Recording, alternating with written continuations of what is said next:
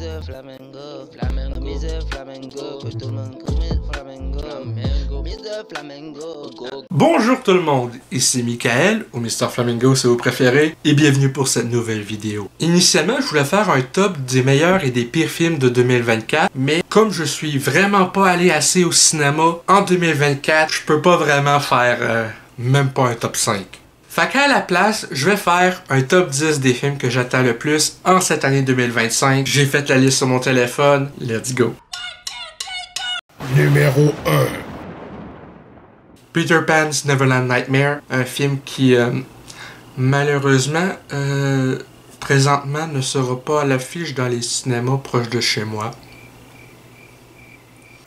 Je le mets pareil dans ma liste parce que, tu sais, lorsque le film va sortir en Blu-ray puis en digital, ces affaires-là, c'est clair qu'à ce moment-là, je vais faire une vidéo rattrapage. Je suis un fan de Peter Pan en général, le personnage, surtout le film Hook avec Robin Williams ou encore le film Peter Pan de 2003 en live action. L'original d'animation Disney, j'avais quand même bien aimé. J'aime un peu plus la suite Return to Neverland, qui est un des premiers films que je suis allé voir au cinéma de toute ma vie. Et j'avais tellement été déçu du Peter Pan et Wendy de 2023 à cause que le pays imaginaire était tellement monotone, sombre. Mais là, d'avoir une version de Peter Pan qui est plus fucked up, surtout étant donné que dans l'œuvre de J.M. Barrie de base, Peter Pan, lors de combats avec les pirates, il pouvait de façon totalement random tuer un enfant perdu juste pour le plaisir, ou encore tuer un enfant perdu s'il commençait à grandir. Donc d'avoir une version qui va être beaucoup plus dark, même si je me doute bien que ça va être fois 1000 contrairement à l'œuvre de base. J'ai très hâte de voir ça quand j'aurai l'opportunité de le voir plus tard dans l'année.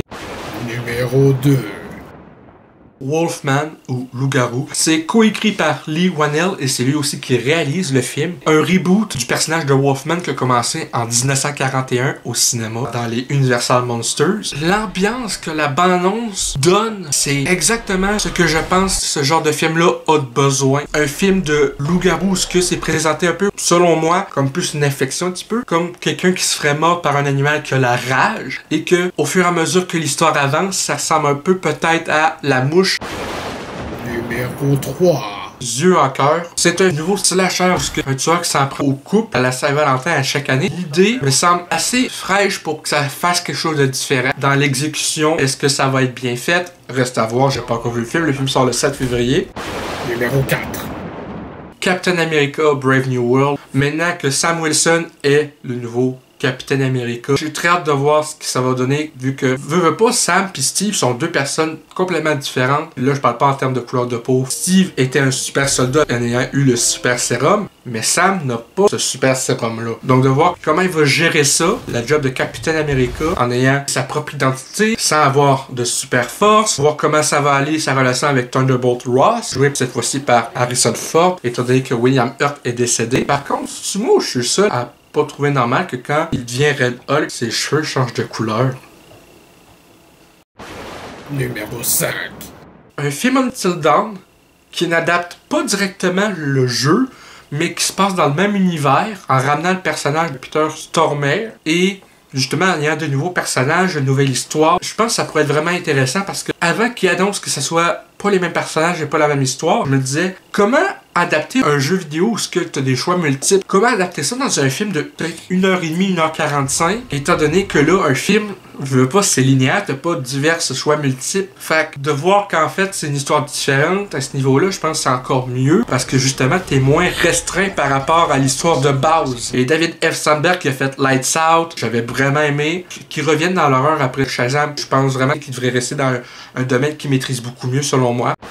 Numéro 6. Thunderbolts. J'aime vraiment l'idée que Marvel fasse leur propre Suicide Squad, si je peux dire, mais d'une façon différente, pareil. De voir comment ils vont gérer la chimie entre chaque personnage, vu qu'ils ont chacun quand même leur propre personnalité distincte, ils peuvent avoir des différents par rapport à comment ils fonctionnent, ces personnages-là. Numéro 7. Final Destination Bloodlines. J'adore les Final Destination. Le dernier est sorti en 2011 quand j'avais 13 ans. Je n'ai jamais été en voir un au cinéma et cette année, ça va être ma première fois à avoir l'opportunité d'aller voir un Final Destination au cinéma. Très très hâte. Rest in peace Tony Todd. Ce personnage est tellement mystérieux que le fait qu'il revienne dans celui-ci avec possiblement un rôle où ce qu'on en apprend un peu plus sur son personnage, j'ai très hâte de voir ça. Numéro 8. Superman. Je pense que James Gunn est un scénariste et un réalisateur de talent. Les Gardiens de la Galaxie qu'il a fait, le fait qu'il a été capable de, dans ces films-là, de prendre une équipe qui était pas vraiment populaire malgré l'univers Marvel dans les comics avant ça, et de faire un film avec autant de personnages, mais que chaque personnage ait leur temps pour se démarquer à l'écran. Et là, de faire un film Superman où ce que Superman est le personnage principal, oui, mais qui est pareil d'autres personnages alentours, sachant qu'il est excellent pour que chaque personnage ait leur temps à l'écran. J'ai très hâte de voir ce qu'il va faire. J'adore le costume. Numéro 9. Les 4 Fantastiques. J'adore les 4 Fantastiques, les personnages, leur chimie entre eux. J'avais aimé les 2 films de Tim Story. J'avais trouvé correct le Fantastic Four de 2015. Même si je sais que le film de 2015 c'est de la merde, je sais que le film qu'on a eu n'est pas ce que le réalisateur avait prévu. Il y a tellement eu de différents créatifs que j'aime pareil regarder le film de Josh Trank pour l'idée de me dire, Chris, ça aurait été tellement le fun de voir ça aurait été quoi sa version de base. Et écoutez, j'adore le casting qu'ils ont pris. J'espère vraiment que cette fois c'est la bonne. T'as le film de 94 qui est même pas sorti légalement. Tu peux le regarder sur YouTube. Même pour 94, c'est cheap. Numéro 10. L'agent fait la farce ou The Naked Gun. Le film est un reboot, soft reboot de The Naked Gun qui mettait en vedette Leslie Nielsen dans le rôle de Frank Drebin, un policier crissement stupide. J'adore ces films-là. Leslie Nielsen pour moi était une légende de la comédie. Le fait qu'avant il était un acteur plus dramatique, je pense a grandement aidé à, lorsqu'il a pivoté vers la comédie, à être capable de jouer un personnage tellement épais. Nice beaver. Thank you.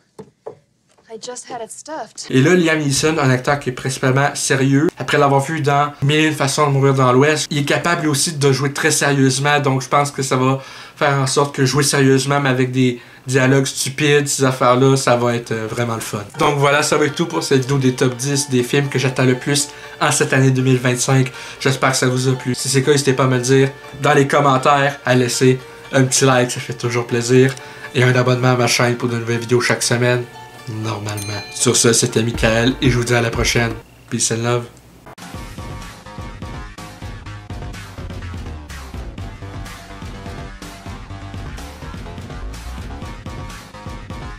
Hey le grand, c'est quoi que t'attends pour t'abonner, sacrément?